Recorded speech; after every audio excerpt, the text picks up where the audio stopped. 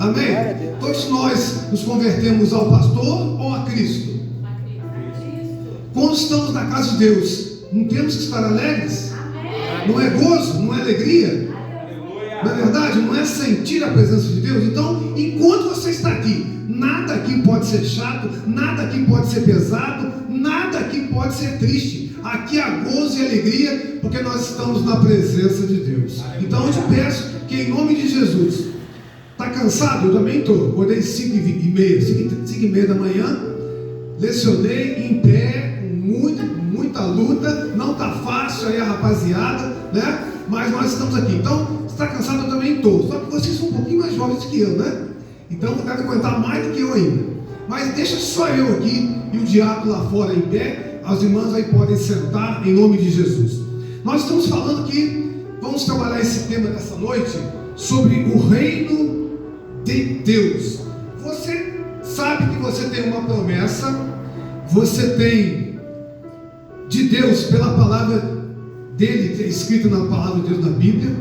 Nós temos uma promessa de habitarmos no céu e no reino de Deus.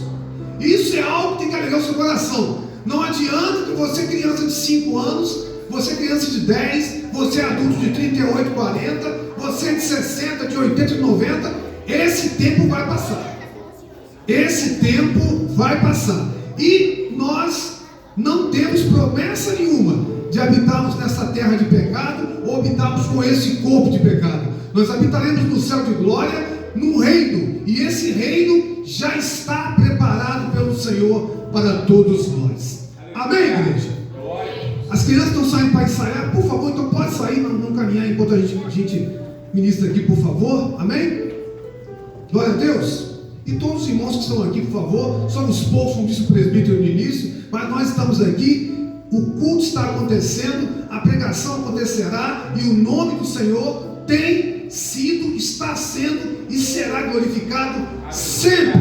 Nada pode impedir que a igreja avance, nada pode impedir que os servos do Senhor o adorem em espírito e em verdade. Então eu te peço que, em nome de Jesus, você tenha toda a atenção àquilo que está sendo falado aqui, por favor, para o seu engrandecimento espiritual e para a glória de Deus.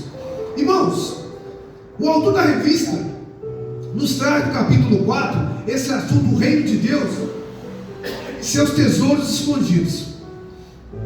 Por favor, entenda uma coisa. O que nós vamos falar aqui são 3 parábolas. O Senhor, ele usa, e esse autor também usa, né, essas 3 parábolas para falar do reino de Deus, que é um fato escatológico. E nós começamos aqui já na terra a gozar das bênçãos do Senhor aqui, mas o que nos está preparado é algo muito grandioso, é algo muito melhor, é para a vida eterna. E na vida eterna, você que tem aí talvez muito uso do celular ou do WhatsApp, eu quero dizer uma coisa: lá não tem isso. Você gosta de uma rede social? Opa, no céu não tem isso. O que tem no céu é a glória celestial, é a presença de Deus nesse reino. O rei é Deus e nós somos os seus súditos para adorá-lo para toda a eternidade. Fomos feitos para a glória dele, fomos salvos para o seu louvor, estamos aqui para o adorar. Amém? Abre comigo a sua Bíblia em Mateus capítulo 13. É apenas nesse capítulo que essas 3 parábolas são ditas. Nós vamos ler do capítulo 13 de Mateus, o versículo 33, depois o 44 ao 46, que traz essas 3 parábolas, e delas nós vamos fazer o uso para exemplificar, para trazer para a igreja aquilo que o próprio Cristo disse. Quem tem uma Bíblia como a minha, tudo aquilo que Jesus falou está em vermelho. Vocês têm essa Bíblia aí? Tudo que Jesus falou está em vermelho. Então, todo esse texto que eu vou usar foi dito pela própria boca de nosso Senhor e Salvador Jesus Cristo, para aquelas pessoas da época, para todos que passaram esses 2000 anos, para nós que estamos aqui, e para todos quantos ouvirão até que o Senhor volte e arrebate a sua igreja e nos leve para morar com Ele nesse reino que foi prometido lá em João 14. Ele diz que está aqui, nos levaria, né, para junto dele, para que onde Ele habitasse, nós também habitássemos. Amém? Abriu aí Mateus 13? Amém. Também a irmã colocou aqui? Põe aí no 33, 13, 33, diz assim: outra parábola lhes disse: o reino dos céus é semelhante ao fermento que uma mulher toma e introduz em 3 medidas de farinha, até que tudo esteja levedado. Levedado é fermentado.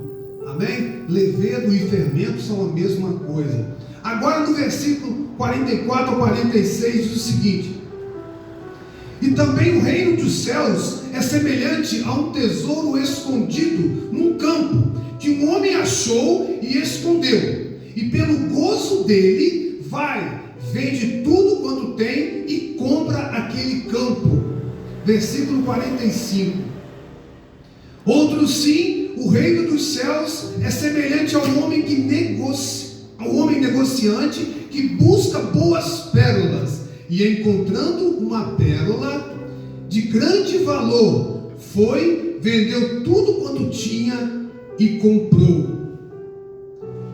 Essas 3 parábolas é que nós vamos usar como exemplo para aquilo que nos aguarda. Isso aqui é um fato escatológico, é um fato que acontecerá no futuro, é aquilo que aguarda os irmãos que estão aqui e todos quantos já morreram em Cristo e tantos quantos irão a servir ao Senhor e pela morte irão para esse reino ou arrebatados. Mas nós, a igreja de Cristo, a promessa é: nós habitaremos com Ele. Aleluia. Amém? É promessa dele, a despeito de quaisquer coisas que digam a você, quaisquer pessoas que digam para você: olha, é mentira, já tem 2000 anos, ele não veio ainda, esse negócio dessa Bíblia aí escrito por um monte de homem. Eu te digo, o mesmo Espírito Santo que inspirou homens a escreverem este livro, chamado Bíblia, é o mesmo que habita em você, é o mesmo que tem conduzido a igreja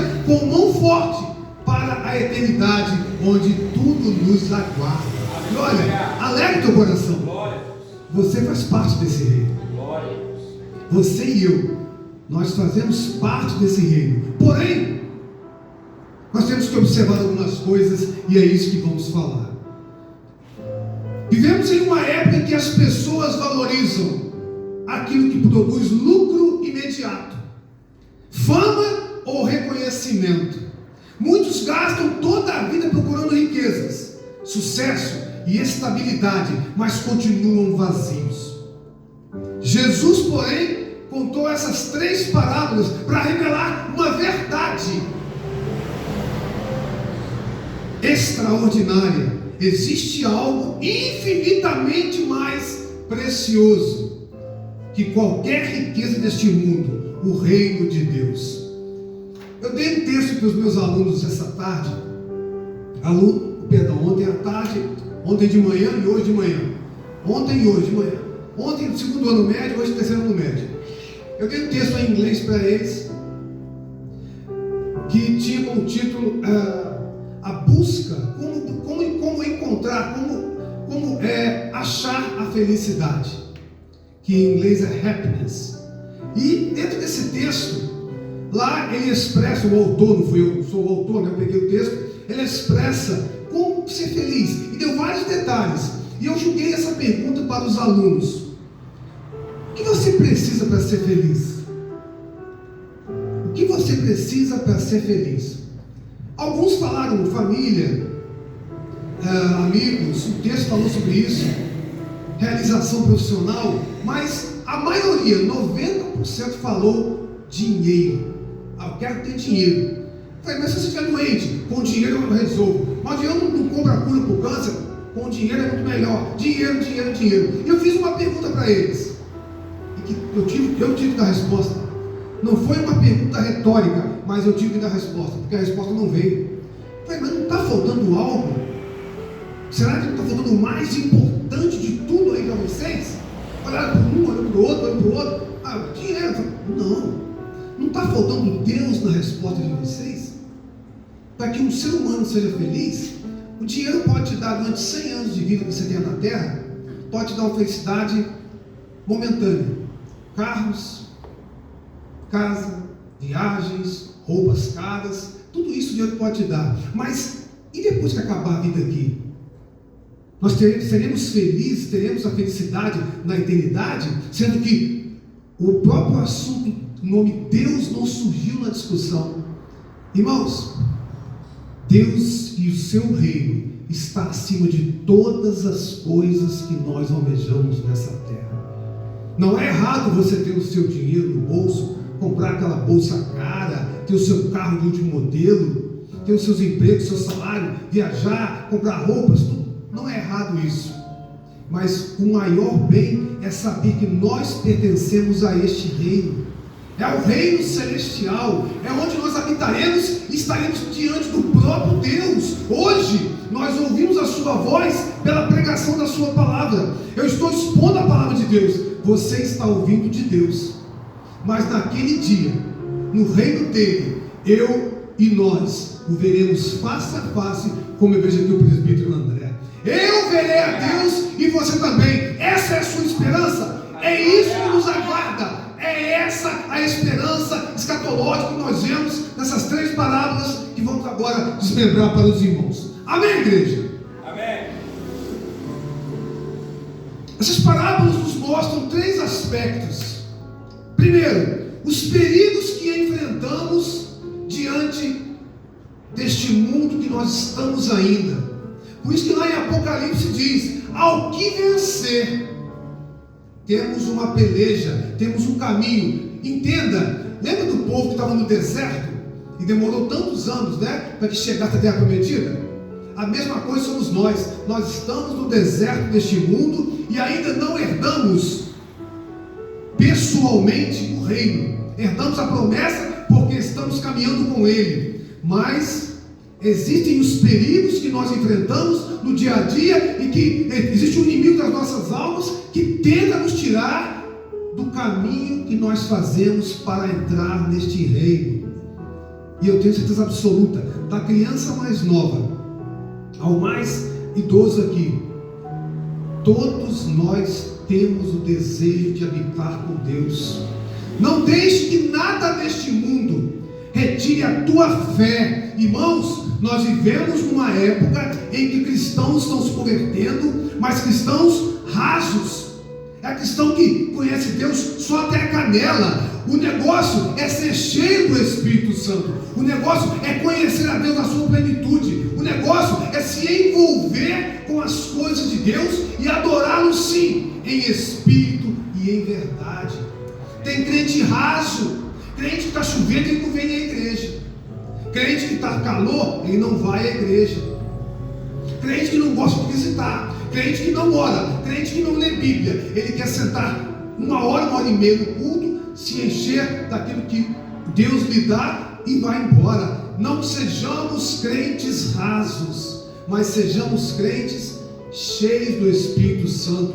Não adianta que emoção não leva para o céu. Choro não leva para o céu. Quem vai te levar para o céu é o Espírito Santo, que vai nos entregar ao Senhor naquele grande dia, e que vai arrebatar a igreja. Os mortos ressuscitarão primeiro e a igreja será transformada e todos entraremos no céu. Quem vai nos entregar é o Espírito Santo. Deus quer do seu reino crentes verdadeiros, que não digam apenas de boca: eu sou crente, eu pertenço a uma igreja. A igreja não te salva, o pastor não te salva.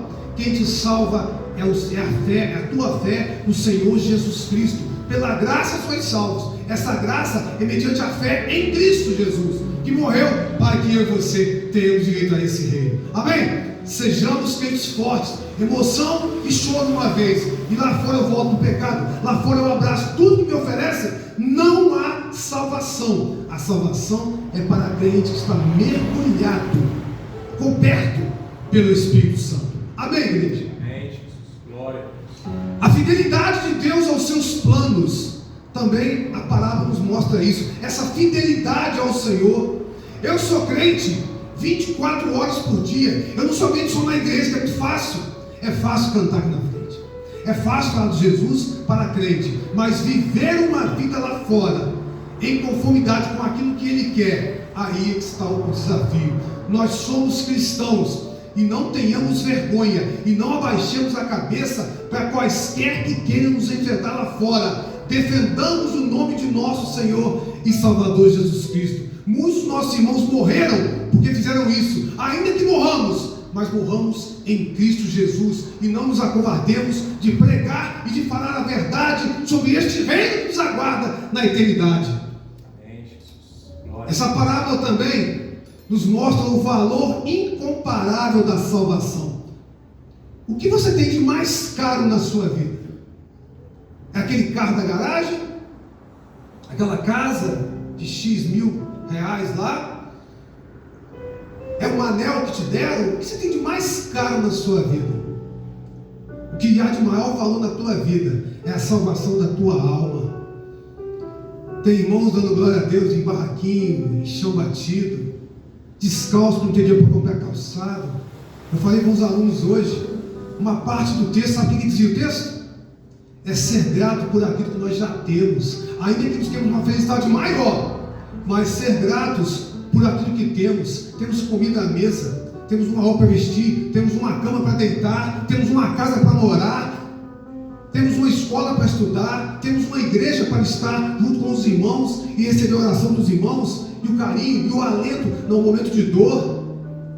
Sejamos gratos por aquilo que já temos, porque o que nos espera é muito melhor. Aleluia. Glórias a Deus por isso. Glória. O reino exige discernimento. Está lá em Mateus 13:33 que nós lemos. O reino dos céus é semelhante ao fermento. Quem que cozinha? Levanta a mão, por favor. Eu também quero um galho. Depois que casei, não, mas morei um tempo sozinho, 6 anos morei sozinho, ou eu cozinhava e ficava com fome, então eu tive que cozinhar. Amém? O fermento, olha lá, aqui também cozinha. O fermento não faz isso? Conhecem o fermento, né? Vamos ver então. O reino dos céus é semelhante ao fermento. O fermento trabalha silenciosamente. Ele não faz barulho, ele está quietinho lá, você colocou ele na massa, quando você vê, a coisa já levedou, né? Na Bíblia, frequentemente o fermento representa a influência. Jesus alertou. Mateus 16:6. Acautelai-vos do fermento dos fariseus. Acautelai-vos. Então, o fermento na Bíblia tem fatos positivos, sim, mas o autor da revista, ele mostra o lado negativo, para que a igreja se aperceba que nem todo fermento vem de Deus, nem tudo aquilo que está na igreja é de Deus, nem tudo que entra na igreja é de Deus, nem todo movimento que acontece é de Deus. O fermento aqui é mostrado como algo que nós temos que ficar alertas. Nem todo crescimento ele é de Deus. Muitas coisas que nós vemos aí nesse mundo parecem ser de Deus, mas não são de Deus. Tem aparência do que é de Deus, mas não é de Deus. Por isso o Senhor Jesus alerta, naquele grande dia, aqueles que são dele, ele os reconhecerá, e ele vai dizer: entrai no repouso, no vosso repouso, que está preparado para vós, desde a fundação do mundo. Vinde benditos, meu Pai.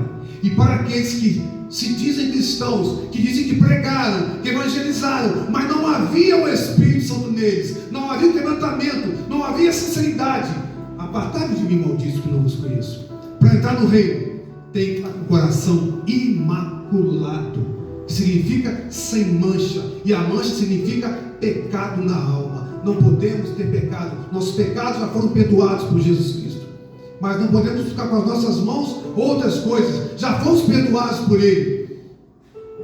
Paulo também disse: um pouco de fermento leveda toda a massa. Isso nos ensina que nem toda influência dentro do ambiente religioso vem de Deus. Eu passei uma vez no evangelismo, num bairro X, eu era seminarista. Nós fomos fazer um evangelismo de tarde, domingo à tarde, sol quente. Aquele dia também estava meu irmão também, acho que nós juntamos os jovens da igreja lá, a gente era jovem, né? Tinha 28 anos.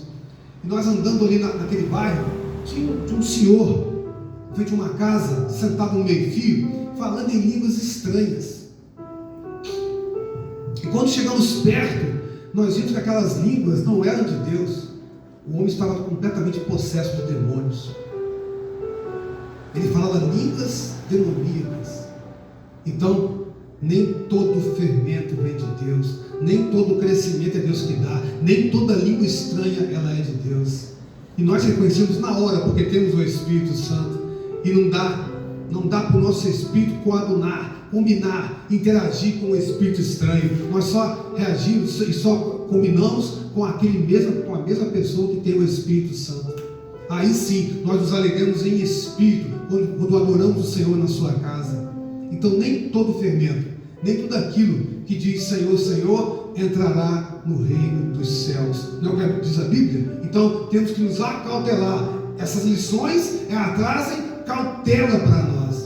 Ainda que o fermento em outros contextos, ele fala de coisas boas, mas o autor, que é o pastor Gabriel, ele traz cautela por intermédio dessas parábolas. Amém, meus irmãos? Amém.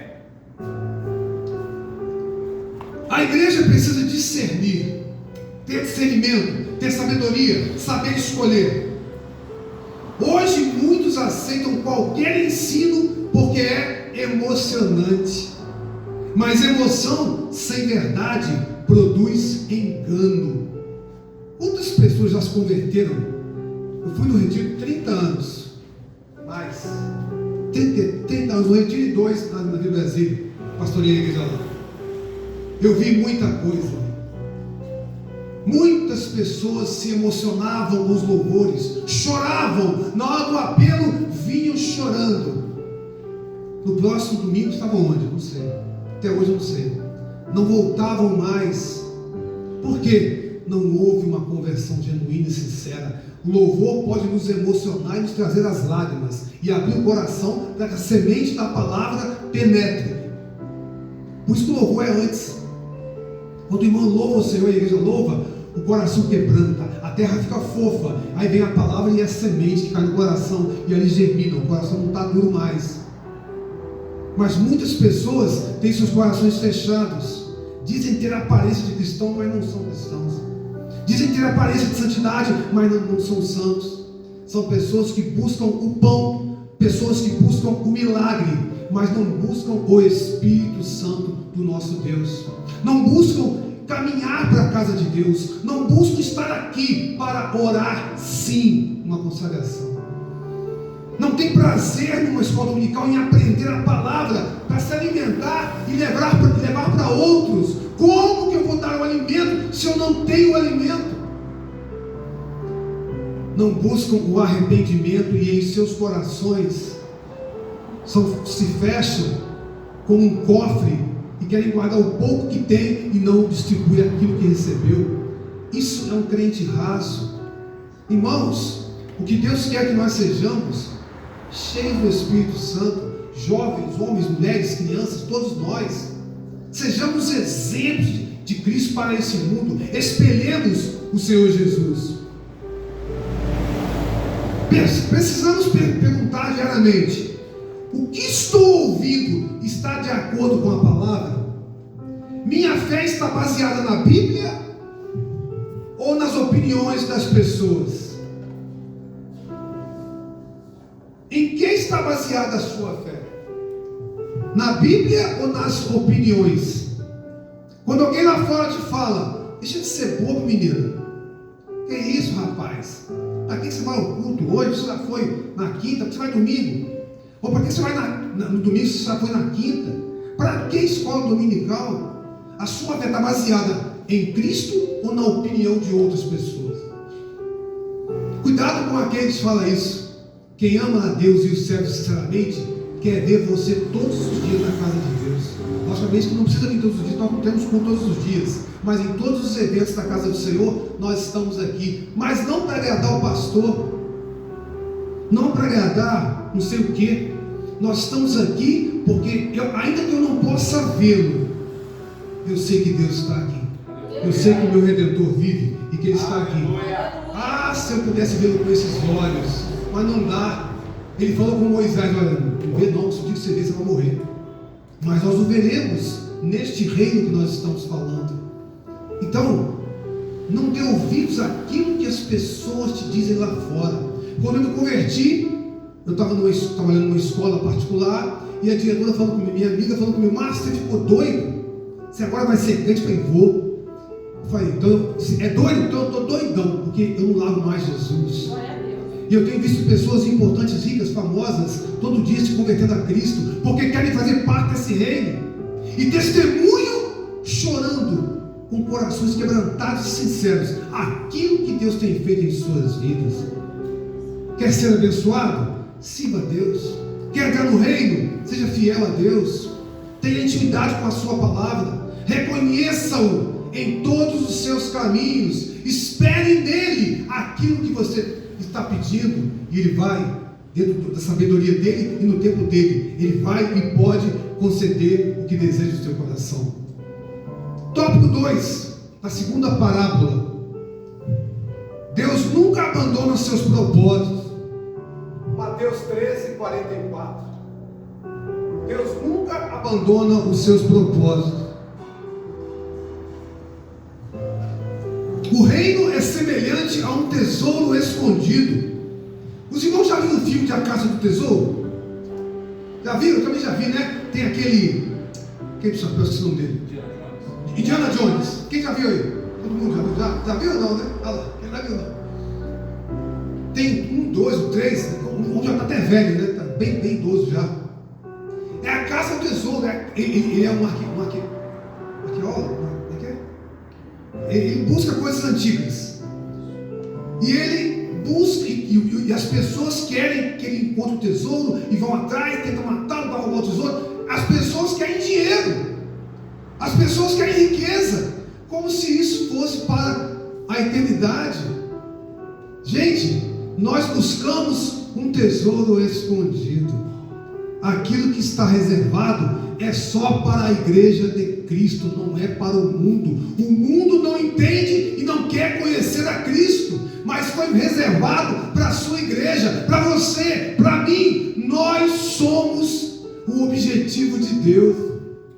Por isso que Deus nos ama, porque nós estamos na presença dEle, porque nós pregamos a palavra dEle, nós adoramos a Ele, nós tentamos fugir do pecado todo dia, ainda que falhos, cometamos pecado. Vocês que são jovens aí, bastante jovens, e nós estamos aqui, né? Amém? O Pedro levantou a mão ali. Nós temos que ser fiéis ao nosso Deus. São os tais que Deus procura. O reino é semelhante a um tesouro escondido. O homem encontra um tesouro, ele vende tudo para adquirir aquele campo. A mensagem aqui é maravilhosa. Deus nunca perde aquilo que lhe pertence. Se você é de Deus, você é o tesouro de Deus. Aleluia. E uma vez que Ele te achou, Ele nunca vai perdê-lo. Mas pastor, tem gente que está desviado. Não foi Deus que perdeu, foi a ovelha que se desgarrou e se perdeu. Mas Deus não perde aqueles que são seus. Tem pessoas que por causa desse tesouro aí, enganado, entende que tesouro é riqueza. Não. Não ajunteis tesouros na terra, onde a traça e a ferrugem consomem. Antes, ajuntai tesouros no céu, onde Deus habita. O nosso tesouro está no céu, mas nós somos o tesouro de Deus. Nós somos a riqueza dele, nós pertencemos a ele. Não deixe que aquele que está lá fora, o inimigo das nossas almas, o qual nem merece o nome ser dito, não deixe que ele tire você da presença de Deus. Mesmo quando tudo parece escondido, mesmo quando parece que Deus está em silêncio, mesmo quando não entendemos seus caminhos, o Senhor continua conduzindo a história. Nós estamos caminhando para esse reino. Não pense em você, olha lá, aquela igreja foi queimada, aquele pastor foi morto, aquela missionária foi assassinada. Não pense em você que isso para a obra de Deus. Tudo está no controle dele, com as suas mãos fortes. Pastor, o que eu tenho que fazer então? Ore, continue no mesmo caminho que ele te colocou. Principalmente a juventude, que são tantas coisas oferecidas para vocês. Eu já vi muito gente ser desviado quando vai para a universidade, ou mesmo ensino médio. Chega lá cristão e sai desviado. Sabe por quê? Você está envolvido com amigos que não querem nada com Deus, que cometem todo tipo de pecado. Também acontece na universidade. Não perca a sua identidade cristã. Para habitar nesse reino, tem que ser fiel a Cristo, tem que ser fiel a Deus. Não dá para vacilar, não dá para cochear entre dois pensamentos. O nosso pensamento está naquele que nos salvou, naquele que nos resgatou. Aleluia. Aquilo que está escondido para os homens continua sendo conhecido por Deus. Quantas vezes pensamos assim: será que Deus esqueceu de mim? Eu já pensei assim. Você já pensou isso, presbítero? Já pensou assim, meu? Já pensou assim, missionário? Será que Deus esqueceu de mim? Será que Ele não me ouve? Eu estou orando, Deus não me ouve? Será que Deus é surdo? Ou Ele ficou velhinho? Está um velhinho caduco, surdo lá no céu? Será que para Deus existe tempo? Não! A resposta é não! Será que Deus abandonou sua igreja? A igreja foi queimada lá, morreram 2 irmãos, o pastor foi expulso ou está preso. Será que Deus esqueceu daqueles irmãos lá? Não! A história caminha, mas Deus tem o controle da história. Aquilo que Ele disse que vai acontecer, aquilo que está escrito no livro sagrado, aquilo que Ele te prometeu, isso vai acontecer, isso vai se cumprir. O Deus da Bíblia nunca perde o controle. Ele continua governando. Nada foge dos seus planos. Quem aqui já ouviu promessa de Deus para a sua vida? Levanta a mão aí. Eu já ouvi tantas, nosso Deus. Já ouviu promessa de Deus? Essas jovens aí não tem promessa nenhuma, não? Estão vendo o celular ali, né? Amém? O celular não é tão mais importante do que a pregação. Amém, irmãos? É mais importante, né? É mais importante o celular do que a pregação. Amém. Então, se nós temos promessa de Deus, essas promessas vão se cumprir na nossa vida. Se nós temos promessas de Deus, isso vai acontecer. Deus prometeu abrir uma porta de emprego? Espera, ela vai ser aberta. Deus prometeu alguma coisa lá na frente? Espere, aguarde. No tempo de Deus, todas as coisas vão acontecer. Qual é a aplicação disso? Talvez alguém tenha chegado hoje desanimado, achando que Deus esqueceu suas promessas. Mas Deus continua trabalhando mesmo quando não conseguimos enxergar.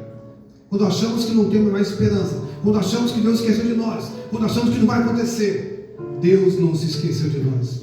Aleluia. E o terceiro, para nós encerrarmos, terceira parábola: o reino vale mais do que tudo. Mateus 13, 45 e 46. A parábola da pérola de grande valor. Alguém já viu uma pérola pessoalmente? Eu nunca vi. Você já viu, mano? É bonito mesmo? Eu já vi essas imitadas nessa de vidro de plástico, tirou da ostra, né? Você sabia que a pérola é feita porque entra lá, acho que areia ou rocha, alguma coisa, e machuca não é isso? Machuca ela por dentro. E aquilo ali faz. A pérola, na realidade, é a consequência do machucado daquela ostra. Interessante, né? E ela tem grande valor. E essa parábola fala um pouco sobre isso. Vamos ver aqui. O negociante procurava boas pérolas, mas quando encontrou uma, vendeu tudo, porque havia encontrado aquilo que realmente tinha valor. Aqui vemos o valor da igreja para Cristo. Nós somos como uma pérola para o Senhor. Nós somos de grande valor para o Senhor. E aí eu pergunto: Ele nos vê com grande valor, mas nós o vemos com o valor que Ele tem para nós? Nós o vemos como Deus? Nós o vemos como Salvador? Nós o vemos como aquele que morreu numa cruz, sangrando, com dores insuportáveis, para que nós possamos pertencer a Ele? Nós o vemos como um Deus verdadeiro? Nós o vemos como Cristo Redentor? Temos que pensar sobre isso. Temos um grande valor para Ele comparado a uma pérola. Mas o que nós comparamos Deus para nós? Com o que nós comparamos Deus? Eu vou te dizer: com nada. Não há nada que se compare ao nosso Deus. Ele é o nosso Senhor, Ele é o nosso Salvador, Ele é a nossa riqueza. Aleluia. Jesus pagou o preço mais alto. Não foi ouro, não foi prata, foi seu próprio sangue. A cruz revela quanto Deus nos ama. Cristo entregou tudo para comprar a sua igreja. Interessante, né? Aquele homem, mercador, ele comprou aquela pérola, que ela era o bem mais precioso. Ele pagou caro por aquilo. É essa comparação. O Senhor pagou o maior preço por você e por mim. Nós fomos comprados com o precioso sangue de Cristo. Nós somos o que tem de mais valor. É você e sou eu. As nossas almas são preciosas para Ele. É essa comparação que faz aqui. É isso que nós temos que pensar. E às vezes nós tratamos como algo tão comum essa salvação. Não rendemos graças, não reconhecemos o sacrifício dele. Tratamos como algo comum. É mais um culto só. Não, é o culto. Lá Deus estará presente. Lá eu vou agradecê-lo e adorá-lo por tudo aquilo que Ele tem feito por mim. Há pessoas que querem Jesus, desde que não precise abandonar o pecado. Eu quero Jesus. Eu sigo a Deus, mas eu quero continuar fumando, bebendo, jogando. Eu quero fazer tudo que a carne me pede, mas eu quero adorar Jesus também. Isso Deus, o Senhor, vomita de sua boca. Morno, vomitar-te-ei. O que Deus quer é uma igreja aquecida pelo fogo do Espírito Santo. Uma igreja que reconhece todo o seu sacrifício e que reconhece que foi comprada. Não somos de nós mesmos, somos de Cristo. Tem pessoas que querem salvação de qualquer maneira, não entrarão no reino dos céus. Somente uma igreja pura e imaculada, somente uma igreja que realmente reconhece o sacrifício, uma igreja que entregou-se, homens e mulheres que se entregaram a Cristo em verdade, em adoração, querem o céu sem carregar a cruz. O que Jesus falou? Cada um tome a sua cruz e siga-me. Nós carregamos a nossa cruz todos os dias, com as lutas, com as pelejas, com as tribulações, com os problemas do trabalho, da família, com as doenças, com as mortes, com tudo, com as perseguições. Tome a sua cruz e me siga, diz o Senhor. Querem a salvação sem cruz, não entrarão no reino dos céus. Mas quem encontra o reino entende que nenhuma renúncia é grande demais. Paulo declarou o seguinte: tenho por perda todas as coisas pela excelência do conhecimento de Cristo. Também ele diz: em nada tenho a minha vida por preciosa, conquanto que cumpra a carreira que me foi determinada pelo Senhor.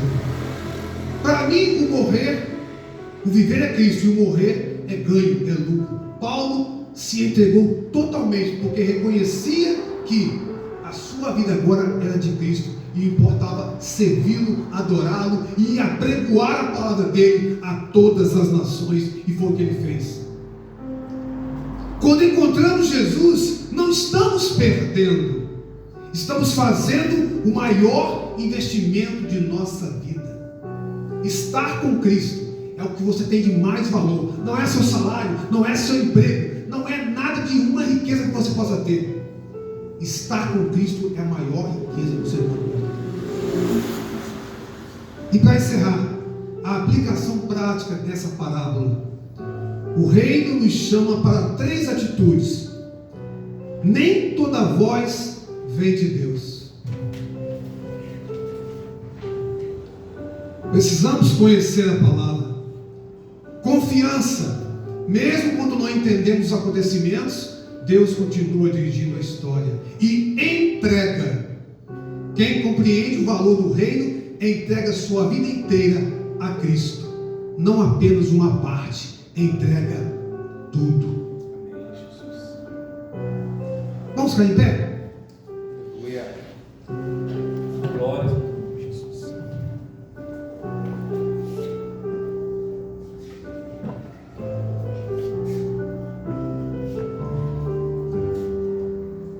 Eu pergunto aos irmãos: até onde a água do Espírito bate em mim ou em você? Até que ponto eu estou compromissado com Cristo?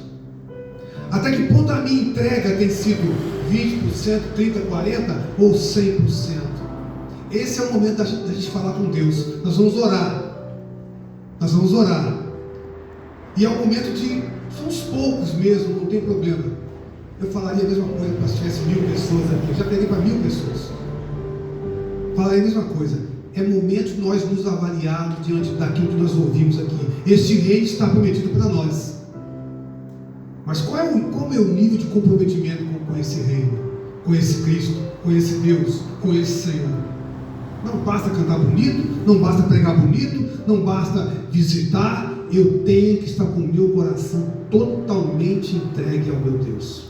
E é para isso que nós vamos orar agora. Nesse sentido, fazendo essa entrega. Não deixe que as coisas lá de fora distraiam a tua espiritualidade. Não deixe que as pessoas diminuam o teu compromisso com Deus. Não deixe que nada abale a tua fé. Vem cá, missionário Cristina, vamos orar. Ore por todos nós. Eu quero estar bem mergulhado mesmo nesse compromisso com Cristo. Servir a Cristo é a melhor coisa que tem. O tempo passa rápido.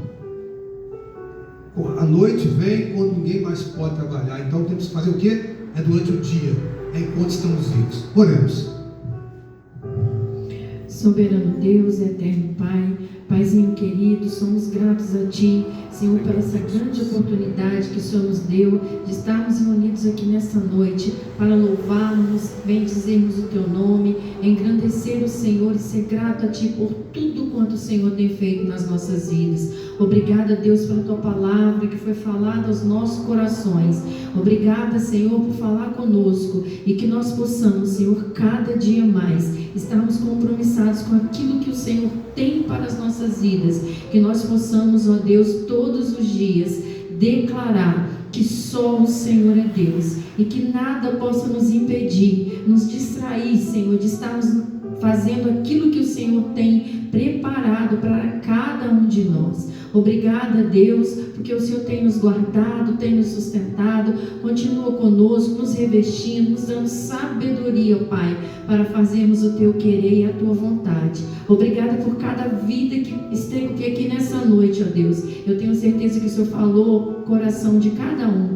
Continua conosco, nos despertando para fazermos cada vez mais aquilo que o Senhor nos chamou, ó Deus. Que nós possamos nos entregar todos os dias diante de Ti, nas Tuas mãos, para sermos usados, Senhor, como instrumento para fazermos a Tua vontade. Desperta-nos, Senhor, tira tudo aquilo que não provém de Ti das nossas vidas, tudo aquilo que vier para nos atrapalhar, que o Senhor possa jogar por terra e que o Teu nome seja exaltado, seja glorificado em cada vida aqui presente, ó Pai. Nós glorificamos o Teu nome e queremos caminhar, não olharmos para um lado nem para o outro, mas permanecermos firmes na Tua presença, para, Senhor, te vermos face a face e desfrutarmos daquilo que o Senhor já tem preparado para nós. Sabemos, Senhor, que nada pode se comparar com aquilo que está nos esperando, Senhor, na Tua presença. Obrigada, Deus, por tudo, em nome de Jesus. Amém. Glória a Deus. Glória a Deus. Senta um pouquinho para nós fazermos os avisos.